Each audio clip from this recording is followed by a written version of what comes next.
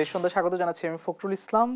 1,80,000 রোহিঙ্গা ফেরত নিতে প্রস্তুত মিয়ানমার। যুক্তরাষ্ট্রের শুল্ক নীতি নিয়ে আজ জরুরি বৈঠকে বসছেন প্রধান উপদেষ্টা। এইসব বিষয়গুলো নিয়ে আমরা আজ কথা বলবো এবং ভূরাজনীতি ও রোহিঙ্গা প্রত্যাবাসন এই শিরোনামে আজ কথা বলতে আমাদের সঙ্গে স্টুডিওতে দুজন অতিথি আছেন। একটু শুরুতে পরিচয় করাতে চাই। আমার সঙ্গে আছেন কমরেড মোজাহিদুল ইসলাম সেলিম, সাবেক সভাপতি বাংলাদেশ কমিউনিস্ট পার্টি, এবং আছেন মোস্তফা কামাল, উপবার্তা প্রধান, বাংলা ভিশন। দুজনকে স্বাগত জানাচ্ছি। আমি শুরুতে জনাব কমরেড মোজাহিদুল ইসলাম সেলিম আপনার কাছে আসতে চাই। শেষ পর্যন্ত রোহিঙ্গা শরণার্থী প্রত্যাবাসনে রাজি হয়েছে মিয়ানমার। প্রথম ধাপে 1,80,000 রোহিঙ্গা নিবে, পরবর্তীতে আরো 70,000 যাচাই বাছাইয়ের মাধ্যমে ন্যায় সম্মত হয়েছে দেশটি। অনেকদিন ধরে আসলে ঝুলেছিল 2017 সালের পর থেকে প্রায় 11 লাখ রোহিঙ্গা। ভূরাজনীতিতে বা ভূরাজনৈতিক কূটনীতিতে ইউটার্ন হচ্ছে কিনা বাংলাদেশের পক্ষে কোনো কিছু? ধন্যবাদ। আপনি যে সংবাদটা দিলেন এটাকে সত্য বলে ধরে নিচ্ছি, এবং ধরে নিয়ে যদি বিশ্লেষণ করি তাহলে পরে বলতে হবে যে এটা অবশ্যই ইতিবাচক দিকে একটা সঠিক পদক্ষেপ হবে। আমাদের এখানে রোহিঙ্গা সমস্যা বহুমাত্রিক জটিলতা শুধু নয়, বিপদ আমাদের জন্য নিয়ে এসেছে। এইটা খালি একটা মানবিক সমস্যাই না, অগণিত মানুষ কি দুঃখ কষ্টে জীবনযাপন করছে এবং নিজের বাসভূমি থেকে উৎখাত হয়ে যখন উদ্বাস্ত হয়ে জীবন কাটাতে হয়। আমরা তো 71 সালের 9 মাসের 1 কোটি মানুষ যে উদ্বাস্ত হয়ে এই দেশ ত্যাগ করতে বাধ্য হয়েছিল। আমরা যদিও মুক্তিযুদ্ধ অস্ত্র হাতে ফ্রন্টে যুদ্ধ করেছি, তবুও তো আসতে যেতে তো আমাদের এই দৃশ্য দেখতে হয়েছে। শুধু আমরা এটা প্রত্যক্ষভাবে অনুভব করি এবং এটা কল্পনা করতে আর কোনো অসুবিধা হয় না যে বাংলাদেশের মতো এরকম একটা ডেন্সলি পপুলেটেড দেশে এই বিশাল সংখ্যক উদ্বাস্তুকে ধারণ করার মতো তার ইনফ্রাস্ট্রাকচার এবং অন্যান্য সুযোগ সুবিধা সম্পূর্ণভাবে অনুপস্থিত। তার উপরে অনিশ্চয়তা। যেমন ধরেন কয়েকদিন আগে সমস্ত সাহায্য কার্যক্রম বন্ধ করে যাওয়ার জন্য আমেরিকার ট্রাম্প প্রশাসন নির্দেশ দান করলো। ভয়াবহ পরিস্থিতি, যেইটুক যত সামান্য রেশন আসতো সেটা বন্ধ হয়ে যাওয়ার উপক্রম। জাতিসংঘ এবং অন্যান্য সাহায্যকারী সংস্থাগুলো মাথায় হাত দিয়ে বসে পড়েছিল। এইখান থেকে যদি উত্তরণের দিকে এক ধাপও অগ্রগতি হয় তাহলে পরেও আমি সেটাকে নিশ্চয়ই সাধুবাদ জানাবো। কিন্তু এখানে দুইটা প্রশ্ন রয়ে গেছে। এইটা হলো সমস্ত সমস্যার একটা চূড়ান্ত সমাধানের কিন্তু ইঙ্গিত কোনোভাবে দেওয়া হয়নি। কেন উদ্বাস্তুরা যাবে সেইটার একটা প্রিকন্ডিশন হলো তাদের জীবনের নিরাপত্তা এবং তার নাগরিকত্বের গ্যারান্টি, এবং ফেরত যাওয়ার পর তারা যাতে সেখানে কোনো রকম উপদ্রবের শিকার না হয়। তাহলে পরে তো আবার শিকার হবে, আবার তারা উদ্বাস্ত হয়ে ফিরে আসবে।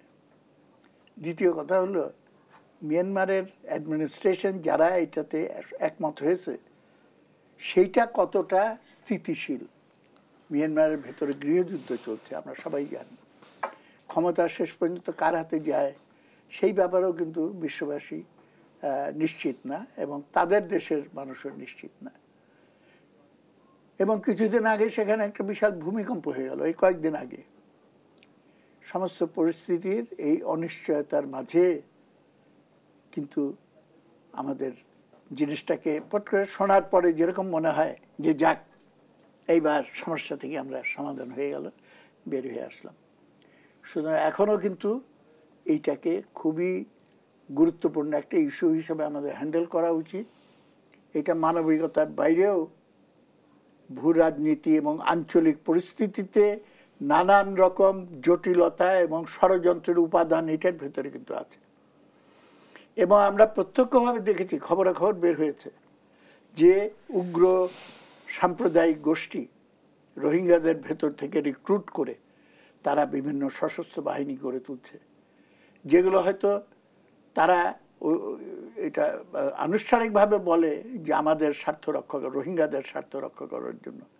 কিন্তু যাদের সাহায্য সহযোগিতা এটা করা হচ্ছে সেটা যে আমাদের রাষ্ট্রীয় নিরাপত্তাকে ক্ষুণ্ণ করবে না এবং করবে তার কিছু কিছু নমুনা কিন্তু আমরা ইতিমধ্যেই টের পেয়েছি। সঙ্গে এই গুরুতর সমস্যা সমাধানের জন্য আরও কঠোর পদক্ষেপ নেওয়া উচিত। সম্ভবত এটা আমার নিজস্ব বিবেচনা শুরুতেই একটা ভুল হয়ে গেছে বলে মনে হয়। কি ধরনের ভুল? সেটি ভুল ছিল হলো হোল ইস্যুটাকে মাল্টিল্যাটারাল জায়গায় নেওয়া উচিত ছিল। এটা বাইল্যাটারালি সলভ করব বলে, ঠিক আছে আমরা বাঙালি জাতি, আমরা মেহমান হিসেবে কেউ যদি কষ্ট পড়ে এখানে আসে, আমরা it is a bilateral issue between Bangladesh and Myanmar, এইভাবে রেখে দেওয়া হয়েছিল। এবং সেটার সুযোগ ছিল এবং সেটা হলো পরে ভালো হতে কি খারাপ হতো। আপাত দৃষ্টিতে তো ইতিবাচকই মনে করছেন আপনি, যদি এটা জেনুইন হয় এবং এটা ইমপ্লিমেন্ট করার মতো যারা শঙ্কা মনে করছেন না। আশঙ্কা হলো যে যারা বলছে যে না হবে, তারা কতটুকু অথরিটি নিয়ে করতে সম্ভব হচ্ছে। ওখানে তো একটা গৃহযুদ্ধ চলছে, পাল্টা একটা ফোর্স দাবি করছে যে আমরা এখানে সরকার গঠন করব। ধন্যবাদ। আমি একটু যেতে চাই জনাব মোস্তফা কামাল আপনার কাছে। আরাকানে রোহিঙ্গা প্রত্যাবাসন প্রক্রিয়া আপনার কাছে মনে হচ্ছে যে কতটা সহজতর হবে? সেখানকার প্রেক্ষাপট নিশ্চয়ই আপনি জানেন। এই সরকার আসলে শেষ পর্যন্ত কতটা সফল হবে এই রোহিঙ্গা প্রত্যাবাসন প্রক্রিয়ায়? ধন্যবাদ আপনাকে। আমার সহ আলোচক শুদ্ধ রাজনীতির প্রাণপুরুষ এবং অত্যন্ত স্পষ্টবাদী মানুষ, অল্প কয়েক কথায় কিন্তু অনেক কথা বলে দিয়েছেন সেলিম ভাই, যেটা সেলিম ভাইয়ের এক ধরনের বৈশিষ্ট্য, আমরা ওনাকে এইভাবেই চিনি। তো ওখানে কিন্তু পক্ষ দুটা, স্পষ্ট দুটা পক্ষ। আমাদের মধ্যে এই নিয়ে আলোচনা ছিল যে বাংলাদেশ কার সাথে কথা বলবে, সেন্ট্রাল গভর্নমেন্ট অর্থাৎ সামরিক জান্তার সাথে নাকি আরাকান আর্মির সাথে। তো সেলিম ভাই যেটা ইঙ্গিত করেছেন, যদি যুক্ত করেছেন, বুঝে শুনেই করেছেন, আরাকানের যে অঞ্চলটাতে তাদেরকে নেওয়া হবে বলা হচ্ছে, ওইটা কিন্তু আমরা যতটুকু জানি, আমাদের কাছে যে তথ্য, সেটা হচ্ছে আরাকান আর্মির নিয়ন্ত্রণে। সেই ক্ষেত্রে স্বাভাবিকভাবে একটা উদ্বেগ কিন্তু থেকে যায় যে তাদের নিরাপত্তাটা শেষ পর্যন্ত কতটুকু হবে।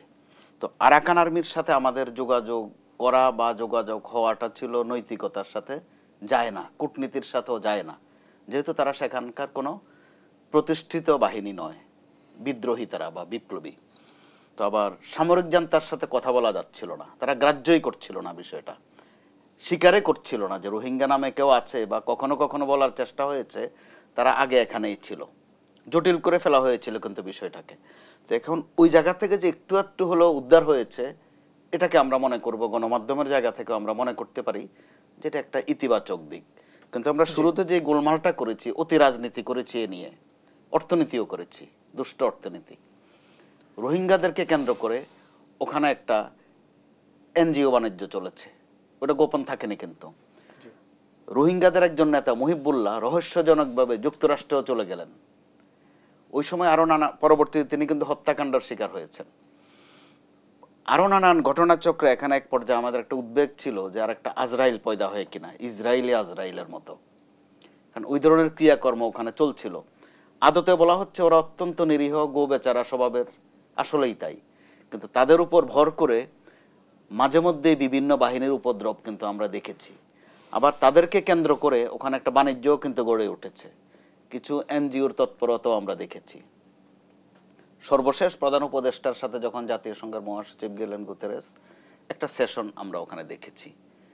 ধরা যায় বা দৃশ্যত সাদা চোখে যে ওখান থেকে একটা পজিটিভ আলোচনা শুরু হলো। এর আগ পর্যন্ত কিন্তু আমরা শুধু আলোচনায় ছিলাম, যে আলোচনাটা কার সাথে ছিল, বহুপক্ষীয় আলোচনা কিন্তু হয়নি।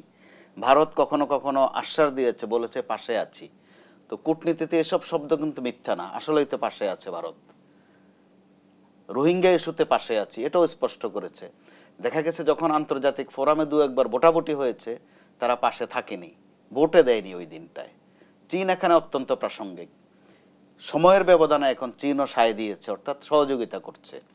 এরকম একটা অবস্থায় আমরা অবশ্যই একটু একটু আশাবাদী হতে পারি। বাদ বাকিটা হয়তো আর একটু অপেক্ষা করতে হবে।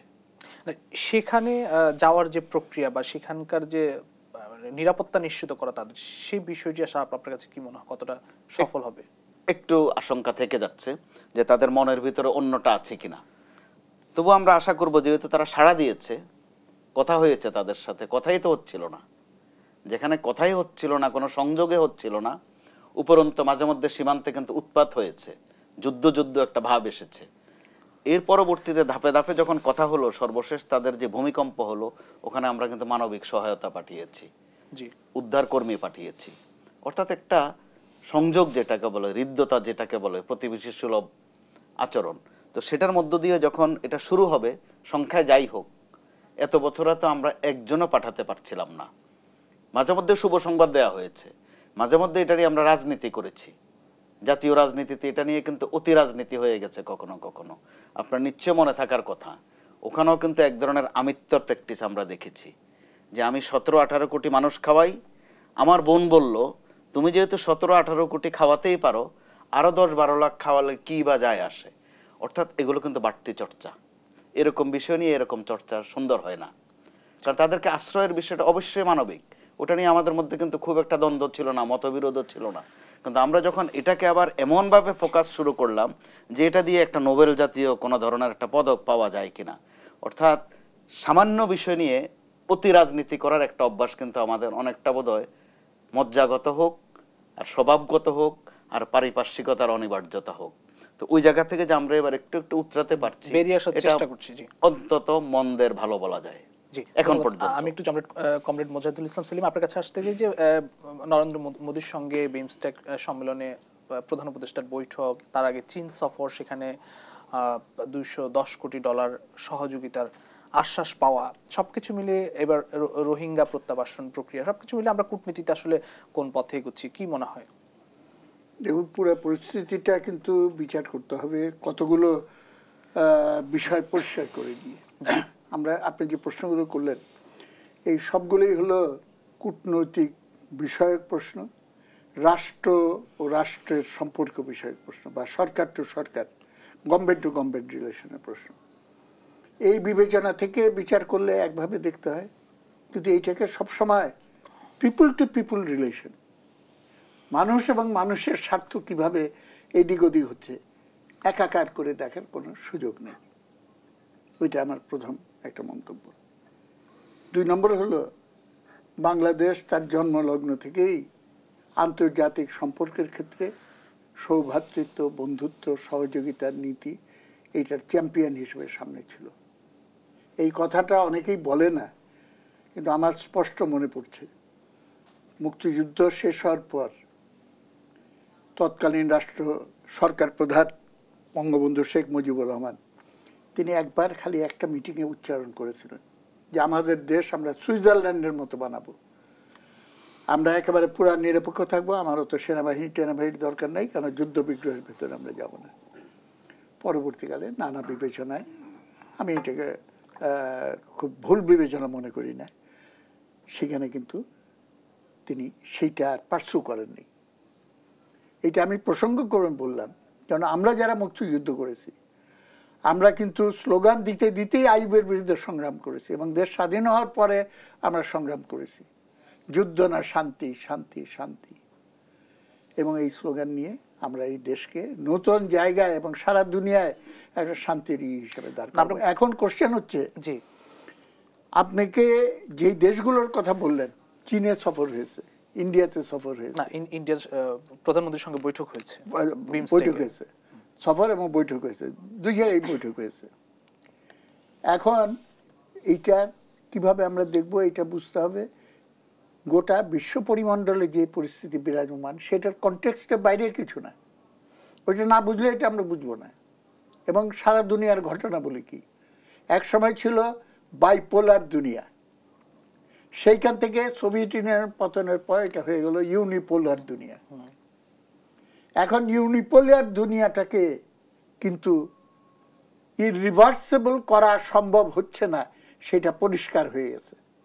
জি, এবং ট্রাম্প প্রশাসন এই বাস্তবতাটা, আমার বিবেচনায় এই বাস্তবতাটা স্বীকার করে নিতে বাধ্য হচ্ছে, যার ফলে সে এখন বলছে ইউরোপের ডিফেন্স ইউরোপিয়ানরা দেখো, আমি কেন ন্যাটোর পেছনে। আমরা যে গত 16 বছর ভারত কেন্দ্রিক একমুখী এইখানে এই রিজিয়ন সম্পর্কেও ট্রাম্প মোদিকে বলেছে, ইট কেম পাবলিকলি বলা, জানাজানি হয়ে গেছে, মোদিকে বলেছে Bangladesh affair, it is your affair, তুমি ওটা দেখভাল করো। This is very significant statement.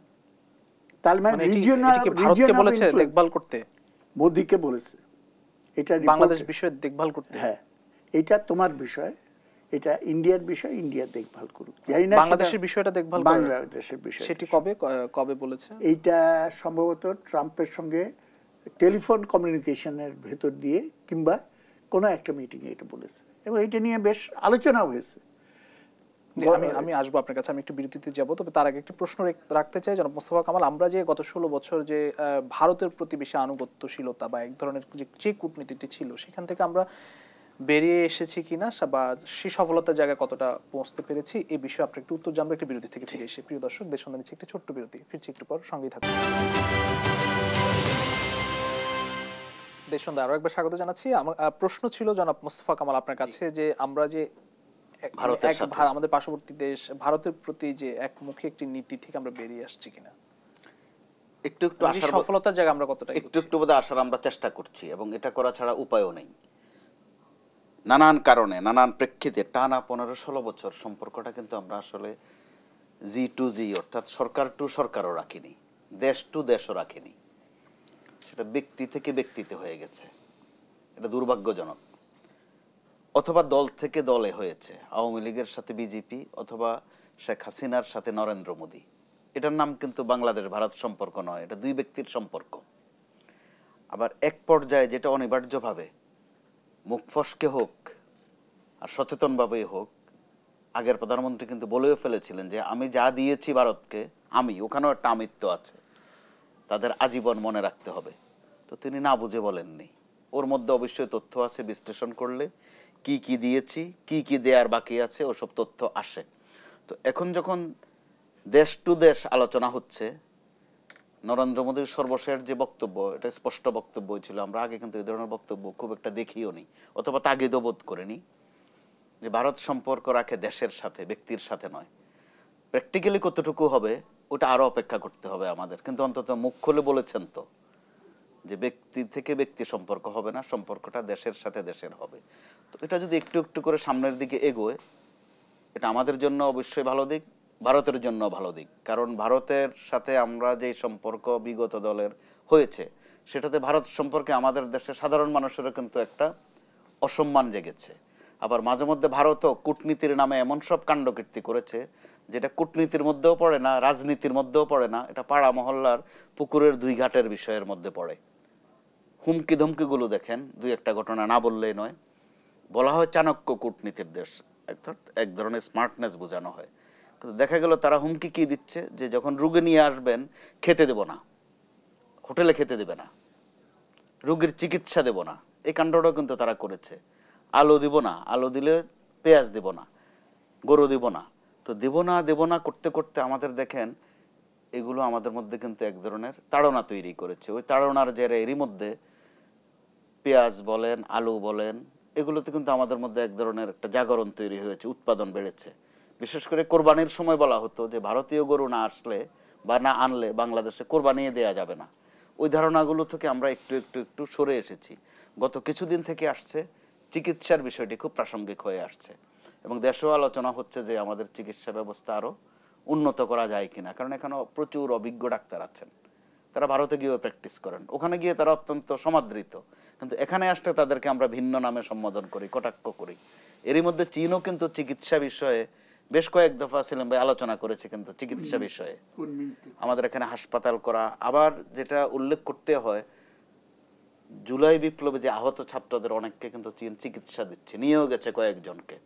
অর্থাৎ চিকিৎসা ক্ষেত্র যে শুধু বাণিজ্য না, শুধু সেবা না, সেটাও একটা কূটনীতির অংশ হতে পারে, সেটাও কিন্তু আমরা দেখলাম এবার। ভারতের দিক থেকে একরকম দেখলাম, চীনের দিক থেকে আরেক রকম দেখলাম, সেটাকেও তো আমরা পজিটিভলি নিতে পারি। এখন সেই জায়গা থেকে তো আমরা বেরিয়ে আসছি, একটু একটু বের হচ্ছি, কূটনীতিতে আমরা এগোচ্ছি, একটু বের হচ্ছি। আমি একটু কমরেড মোজাহিদুল ইসলাম সেলিম আপনার কাছে আসি, যে বাংলাদেশের রপ্তানি পণ্যের উপর যুক্তরাষ্ট্র তাদের বাজারে 37% হারে ভ্যাট বসিয়েছে। এটা কি ধরনের প্রভাব পড়তে পারে আমাদের রপ্তানি পণ্য বা রপ্তানি আয়ের উপর? একই সঙ্গে আমাদের অর্থনীতিতে কি ধরনের প্রভাব পড়তে পারে, একটু আপনার কাছ থেকে শুনতে চাই। ধন্যবাদ। এইটা দেখেন, এই প্রশ্নটা একটা খুব কংক্রিট প্রশ্ন। বাংলাদেশের উপরে যে নতুন করে ভ্যাট বা শুল্ক আরোপ করা হলো, এটা তো বিচ্ছিন্ন না, এটা সারা দুনিয়ার সব দেশের উপরে জেনারেল শুল্কায়ন করা হয়েছে, এবং হোল পলিসি শিফট হয়ে গেছে। ফ্রি ট্রেডের জায়গায় এখন আমেরিকা ফার্স্ট এই স্লোগান তুলে আমেরিকার উৎপাদনটা, সমস্ত কার্যক্রম আমেরিকা নিয়ে আসতে হবে। সুতরাং প্রোটেকশনের ব্যবস্থা করো। প্রোটেকশনের ব্যবস্থা করতে হলে ট্যারিফ অ্যাপ্লাই করা ছাড়া অন্য কোনো উপায় নেই। অর্থনীতির যে কোনো ছাত্র, আমিও অর্থনীতির ছাত্র, সবাই জানে যে এই ব্যবস্থার ফলে যেটা বলা হচ্ছে যে প্রোডাকশন প্রসেস আমেরিকার মাটিতে চলে আসবে, এটা হলো লং টার্ম ব্যাপার। একটা কারখানা স্থাপন করতে হলে কয় বছর সময় লাগবে? মিনিমাম 1-2 বছর তো লাগবেই। এখন এই মাঝখানের পিরিয়ডটা সমস্ত আমেরিকান নাগরিকের জন্য কিন্তু একটা বিশাল অর্থনৈতিক সংকটের বোঝা তাদের উপর নেমে আসবে, এবং সেটাকে মানে এই ভ্যাট বসানোর ফলে হ্যাঁ আমেরিকার অর্থনীতি সাফার করবে না। কিভাবে সেটি? মনে করেন বাংলাদেশের গার্মেন্টস যেই দামে $10 ওখানে বিক্রি হতো, এখন 35% ভ্যাট অ্যাপ্লাই করার ফলে সেই শার্টটা এখন 35% বেশি দামে, শুধু এইটুকের জন্যই বেশি দামে কিনতে হবে। সেখানকার কনজিউমাররা কিনতে পারবে না, ইনফ্লেশন হবে। এটা খুব সিম্পল, এটার জন্য অর্থনীতির এবার জটিল তত্ত্ব বোঝার কোনো প্রয়োজন নেই। বাংলাদেশ এন্ডে আসলে কি ধরনের প্রভাব? কিন্তু আমেরিকা বলতেছে যে এটা সাময়িক, কারণ গার্মেন্টস কারখানা বাংলাদেশে না হয়ে আমেরিকায় হোক, সেখানে আমেরিকান শ্রমিকের যে লেবার কস্ট সেটা দিয়ে তারা যদি জামা তৈরি করতে পারে, সেটার কস্ট যেখানে যাবে আমেরিকান কনজিউমারের কী হবে, বাংলাদেশের ক্ষেত্রে কী হবে? আমরা খুব বড় রকম এফেক্টেড হব আমাদের গার্মেন্টস সেক্টরে।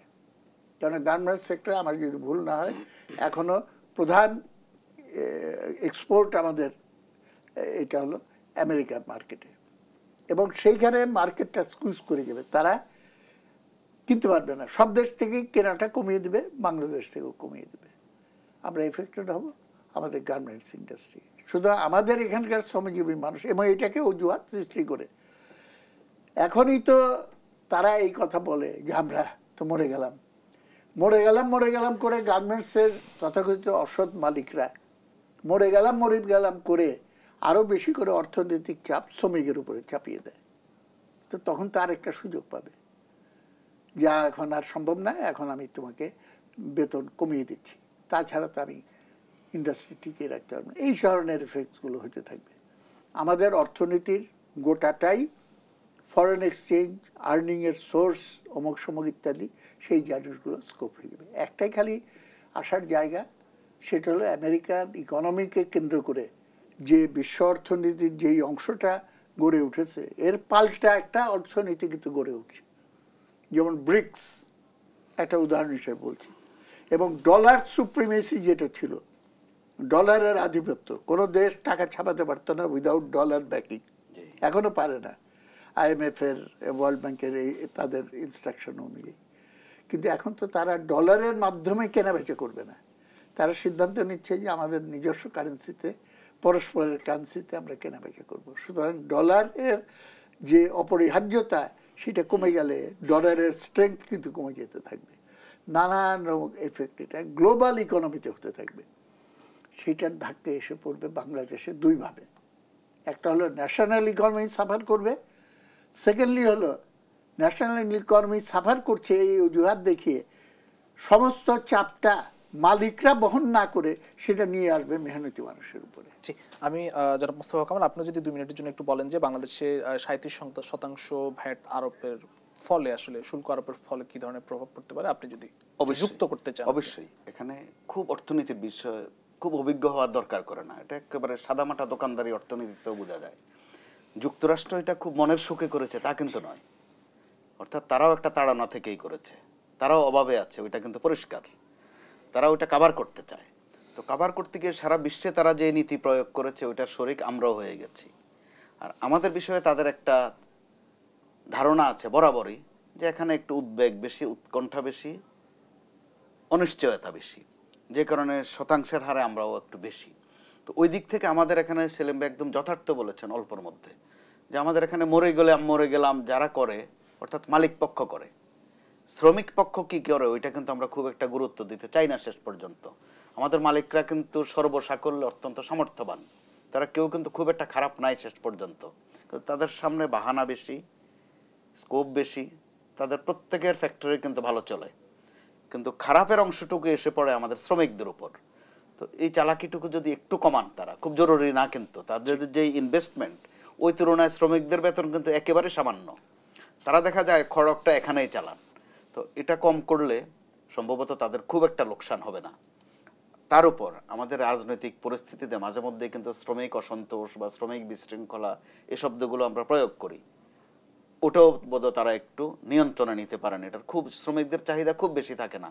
এবার ঈদের আগেও আপনি দেখেছেন কি চাহিদা, 1 মাসের বেতন সাথে বোনাস, কিন্তু এটা নিয়ে মালিক পক্ষ থেকে যেভাবে একটা হাহাকার তৈরি করা হয়েছে এটা কিন্তু আমরা সাদা চোখেই দেখেছি। ওটা বুঝতে অর্থনীতিবিদ হওয়া লাগে না, প্রত্যেকটা শ্রমিক কিন্তু এফেয়ার বোঝে, কিন্তু যেহেতু তাদের প্ল্যাটফর্ম ছোট তাদের ওইভাবে বলার অবস্থা থাকে না মালিকদের। আমি আলোচনা আবারও ফিরবে, একটু আবারও বিরতি থেকে ফিরে এসে প্রিয় দর্শক দেশ সন্ধান নিচ্ছে আরও একটি বিরতি, ফিরছি একটু পর, সঙ্গেই থাকবেন।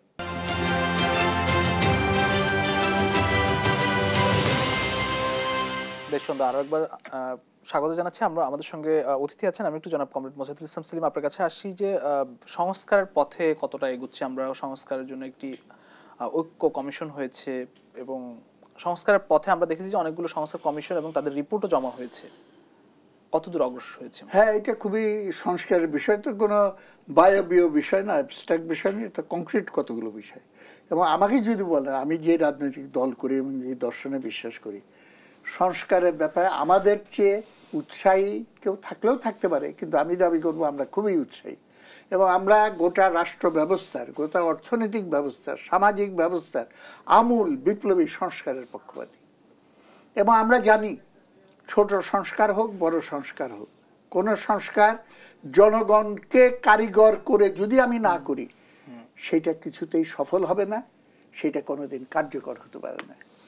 সুতরাং আমার মতে সেই লোকই সংস্কারের ব্যাপারে সিরিয়াস, যে বলবে এই সংস্কার করার আগে জনগণের সম্মতি নিয়ে নাও, জনগণকে এটার কারিগর হওয়ার জন্য তাকে মানসিকভাবে এবং সর্বতভাবে প্রস্তুত করো। এবং সেইটা করতে হলে আমাদের এখানে নির্বাচনটা আগে করে নিয়ে তারপরে সংস্কারে যেতে হয়। কিন্তু নির্বাচন যদি অবাধ নিরপেক্ষ না হয় তাহলে পরে তো জনগণের অংশগ্রহণ হবে না, তাদের মতামত সঠিকভাবে প্রতিফলিত হবে না। সুতরাং সেই সব সংস্কারগুলো আগেই করে নেওয়া উচিত, যেটা না হলে আমরা অবাধ নিরপেক্ষ নির্বাচন করতে পারি না। সিম্পল লজিক আমি বললাম। এইটাকে নিয়ে পেঁচানো হচ্ছে কেন আমি বুঝতে পারছি না। এবং আমি তো নিজে একবারে সেন্টার ফরওয়ার্ডের প্লেয়ার ছিলাম যখন এরশাদের বিরুদ্ধে আন্দোলন হয়, শাহাবুদ্দিন সাহেবের রেজিম শুরু হলো এবং 3 মাসের অন্তর্বর্তীকালীন সরকার হলো। এবং তখন আমার শ্রদ্ধেয় শিক্ষক রহমান সুবান, আমি অর্থনীতির ছাত্র, তার লিডারশিপে একটা টাস্ক ফোর্স করা হলো। 4 ভলিউমের টাস্ক ফোর্সের সম্ভবত 14টা টাস্ক ফোর্স, সেই সুপারিশগুলো লেখা হলো। 3 মাসের ভিতরে কিন্তু রেডি হয়ে গেছে, কিন্তু ওইটা তো ডিক্রি জারি করে প্রয়োগ করা হয়নি। পরবর্তী নির্বাচিত সরকার এবং জনপ্রতিনিধিদের কাছে ছেড়ে দেওয়া হলো, জনগণের কাছে ছেড়ে দেওয়া হলো। এখান থেকে কি সরকার সেটা করেনি। এখন সরকার, কোনো সরকারই করবে না যতক্ষণ পর্যন্ত, যেটা আমি বক্তৃতায় বলি, জনগণের উদ্দেশ্যে বলি যে ভাইরা, জমি বর্গা দেওয়া যায়, স্বার্থ বর্গা দেওয়া যায় না। এই কথা মনে রাখেন। হাসিনার কাছে বর্গা দিয়ে বসেছিলেন, এখন তো ফলাফল দেখছেন। খালেদের কাছে বর্গা দিয়ে একই ফলাফল, ইউনূস সাহেবের কাছে বর্গা দিলে একই ফলাফল হবে। আমার কাছে বর্গা দিয়ে বসে থাকেন, নাকে তেল দিয়ে, কিচ্ছু হবে না। আপনাকে দায়িত্ব নিতে হবে, মানুষকে এটা শিখাইতে হবে। আর যারা ভিন্ন ধরনের পলিটিক্স, আমাদের ভাষায় বুর্জুয়া পলিটিক্স করে, তার ভাই ঘরে বসে থাক, আন্দোলন করার জন্য তোরা থাকবি, সত্যঞ্জি বিছাই দিবি, আমি এসে ওইখানে বক্তৃতা করব। সেই যুগের অবসান ঘটাইতে পারে একমাত্র জনগণ। খালি না লোভ সামলাইতে পারতেছে না। দেখেন, আমরা মুক্তিযুদ্ধের পর 16 ডিভিশন বলে একটা, 16ই ডিসেম্বর যারা মুক্তিযুদ্ধ সেই যে আবির্ভূত হলো, এখন আমি দেখতেছি সেরকম কিছু লক্ষণ। রথ ভাবে আমি দেব, পথ ভাবে আমি, মূর্তি ভাবে আমি দেব, হাসে অন্তর্যামী, রবীন্দ্রনাথের রথযাত্রা নামে একটা কবিতা আছে। এখন সবাই নিজেকে কে হলো মাস্টার মাইন্ড, কে হলো মিটাকুলাসলি প্ল্যানের নায়ক, এইগুলো নিয়ে সাজার চেষ্টা করতেছে। এবং অনেকে তো বলছে ছাত্রলীগের ভিতরে ঢুকেছিলাম, এবং এই এতগুলো বছর যারা ছাত্রলীগের অত্যাচারে অত্যাচারিত হয়ে, মেঘমল্লার বসু, লিটন নন্দী, নামগুলো জানি না আপনাদের কাছে পরিচিত, দর্শকের কাছে পরিচিত কিনা, পরিচিত হওয়ারই কথা। মার খেয়ে অত্যাচারিত হয়ে জেলখানায় আটক হয়ে 16 বছর ধরে করছে। ওই যে ঘোড়ার ডিম, তোমরা 16 বছর কিছু করো নাই। 16 বছর যদি এইগুলো না হয়ে থাকে তাহলে পরে হঠাৎ করে নাজেল হয় একটা গণবিপ্লব, গণ অভ্যুত্থান। এইটা ধীরে ধীরে ধীরে ধীরে ধীরে ধীরে গড়ে উঠছে। আমাদের মুক্তিযুদ্ধ সম্পর্কেও এরকম মিথ্যা বয়ান দেওয়া হয়, ভাবটা এরকম এটা 9 মাসে একটা মিলিটারি অপারেশন, কিন্তু এটা বছরের পর বছর, দশকের পর দশক গণসংগ্রামের ধারাবাহিকতায় যে পরিস্থিতি সৃষ্টি হয়েছে তার শীর্ষ পর্যায়টা ছিল আমাদের সশস্ত্র পর্যায়ে। গোটাটাকে আমাদেরকে আমি আসবো আপনার কাছে, আমি জনাব মোস্তফা কামাল আপনার কাছে আসি যে সংস্কার ঠিকঠাক ভাবে এগোচ্ছে কিনা, নির্বাচন নিয়ে একটি বিতর্ক রয়েছে। সংস্কার বলতে বলতে বিষয়টাকে আমরা কিন্তু অনেকটা তিতা করে ফেলেছি, কাজের চেয়ে কথা বেশি বলছি সংস্কার নিয়ে। তো সংস্কারের অর্থ তো হচ্ছে একটু মেরামত করা, শুদ্ধ হওয়া। তো তার আগে আমি নিজে বোধ করি কিনা যে আমার মধ্যে অশুদ্ধ কিছু আছে বা আমার মেরামত করা দরকার, তো ওই মেরামতটা যদি মানুষকে দিয়ে যদি মিস্ত্রি করা হয়, ওই মেরামতের কাজটা, ওইটা হবে কার্যকর সংস্কার। কিন্তু এখন কথা হচ্ছে এত বেশি, এতে করে আপনি প্রত্যেকটা সেক্টরে দেখেন, প্রশাসনে দেখেন, সংস্কার সংস্কার অর্থ কি? বদল করে, অর্থাৎ বদলি করে, রদবদল করে, ওখানে ওইটাই সংস্কার। ব্যবসায়িক সেক্টরে যান, দোকানপাটে যান, পাড়া মহল্লায় যান, একজনের মালিকানা আরেকজন নিয়ে যায়, তাদের কাছে ওইটাই সংস্কার। এতে করে সংস্কারের অর্থ এখন মিরপুরে যে অর্থ দাঁড়ায়, যাত্রাবাড়িতে ওই অর্থ দাঁড়ায় না। হাস্যকর করে ফেলা হয়েছে বিষয়টাকে। যৌক্তিক এবং কিছু বেসিক যে সংস্কার, সেটা রাজনীতিবিদদেরকে দিয়েই করতে হবে, রাষ্ট্র রাজনীতিবিদরা চালাবেন। তো আমরা রাজনীতিবিদদের উপর যদি সেটা আরোপ করি, আরোপিত সংস্কার হয় না, সেটা ভিতর থেকে আসতে হয়। এটা করতে গিয়ে এখন আমাদের কুমিল্লা অঞ্চলে একটা কথা আছে, সেলিম ভাই আপনি হয়তো বা শুনে থাকবেন, বলে যে জাল ফালায় হাফিজে, মাছ খায় হাফিজে, ডিম পাড়ে হাসে খায় বাগদাসে। এখন আপনাদের রাজনীতিবিদদের উপর ভর করে অন্য কিছু লোক কিন্তু এরই মধ্যে তাদের ওই যে মাছ খাওয়া শুরু করে দিয়েছে। আমি আজকের একটা ঘটনা বলি, খুব খেয়াল করলাম গণমাধ্যমের জায়গা থেকে, কোয়ারিও করলাম, যে কুমিল্লাতে একজন এসপি সাহেব একটা নিয়োগ বিজ্ঞপ্তি দিয়েছেন, লিখেছেন যে এবার বিনা পয়সায় পুলিশ নিয়োগ করা হবে। দেখেন খুব ইন্টারেস্টিং ভাষা, কিন্তু দ্বিতীয় শব্দ হচ্ছে যে দালালি মুক্তভাবে নিয়োগ করা হবে, আর দায়িত্ব পালন করতে বলেছেন মসজিদের ইমামদেরকে, যে ইমামরা যেন মাইকে এটা বলে। আপনি খেয়াল করে দেখেন কি ধরনের এক চমক। তো আমি খোঁজখবর নিলাম যে ভদ্রলোক এক ধরনের সাহাবায়ে কেরামার মতো, উনিকে কুমিল্লায় আলোচিত যে তিনি জামাত করেন, জামাতের লোকেরা তাকে নিয়োগ দিয়েছে। আমি এসপি আরো আগ্রহী খবর নিলাম যে উনি তো আসলে ভিতরে ভিন্ন কেস। উনি লালবাগে হাজী সেলিম সাহেবকে প্রমোট করার যত ব্যবস্থা তিনি করেছেন, গাজীপুরে জাহাঙ্গীর সাহেবকে উচ্চাসনে তুলতে গিয়ে হৃষ্টপুষ্ট করার ব্যাপারে যত অবদান সব এই খান সাহেব করেছেন, ওনার নামের সাথে খান আছে। উনি একসময় ছাত্রলীগ করতেন, ওটা বিষয় না, করতেই পারেন। তাহলে অর্থটা কি দাঁড়ালো দেখেন, যে আপনি জামাতের নাম আনলেন, আবার করে আসলেন আওয়ামী লীগ, যেটা আমাদের সেলিম ভাই একটু বলছিলেন যে কাকের বাসায় কোকিল, কোকিলের বাসায় কাক। আমরা দিব্যি দেখলাম ছাত্রলীগ করে, বলে যে হ্যাঁ করে ছাত্রলীগ, আছি শিবিরের সাথে।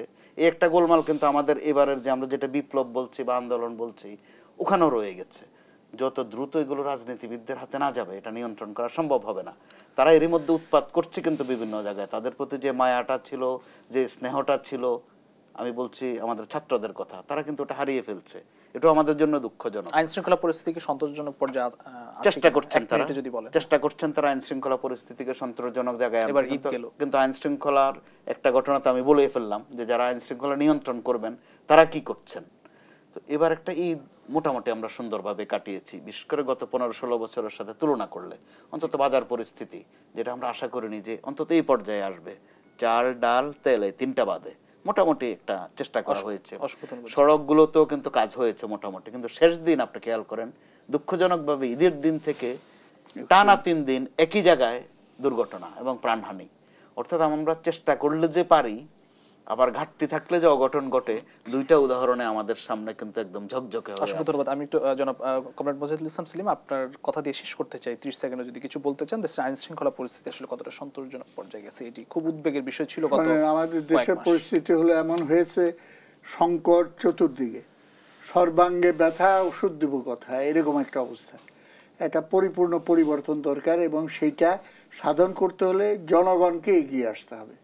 আমি এই কথাটাই জোর দিয়ে বলতে চাই যে আমরা কারো উপরে দায়িত্ব ছেড়ে দিয়ে যদি বসে থাকে জনগণ, তাহলে পরে সেটা আমাদেরকে পুরানো ব্যবস্থারই পুনর্জন্ম দেবে এবং সেটার হয়তো একটারগুলো পরিবর্তন হবে, সেটা চরিত্রগুলো পরিবর্তন হবে, কিন্তু পুরানো ব্যবস্থা পুরানো রোগেরই জন্ম দেওয়া। মানুষকে নিশ্চয়ই, মানুষ একমাত্র মানুষ, এবং মানুষ হলো শ্রেণী নির্ভর মানুষ, মানুষের নানান রকম আইডেন্টিটি আছে, কিন্তু শোষক এবং শোষিত এইভাবে যে সমাজের বিভাজন, শোষিত মানুষ, তার ভেতরে মধ্যবিত্ত, যারা অবহেলিত বঞ্চিত, সবাই মিলে একসঙ্গে দাঁড়িয়ে বলতে হবে যথেষ্ট হয়েছে, আর না, এবার আমরা দায়িত্ব নিচ্ছি। অসংখ্য ধন্যবাদ জনাব কমরেড মোজাহিদুল ইসলাম সেলিম এবং মোস্তফা কামাল, দুজনকে আবারও ধন্যবাদ জানাচ্ছি। প্রিয় দর্শক, দেশ সন্ধ্যা এখানে শেষ করতে হচ্ছে, আবার দেখা হবে আগামীকাল একই সময় অন্য কোনো অতিথিদের নিয়ে। সে পর্যন্ত সবাই ভালো থাকবেন, সুস্থ থাকবেন।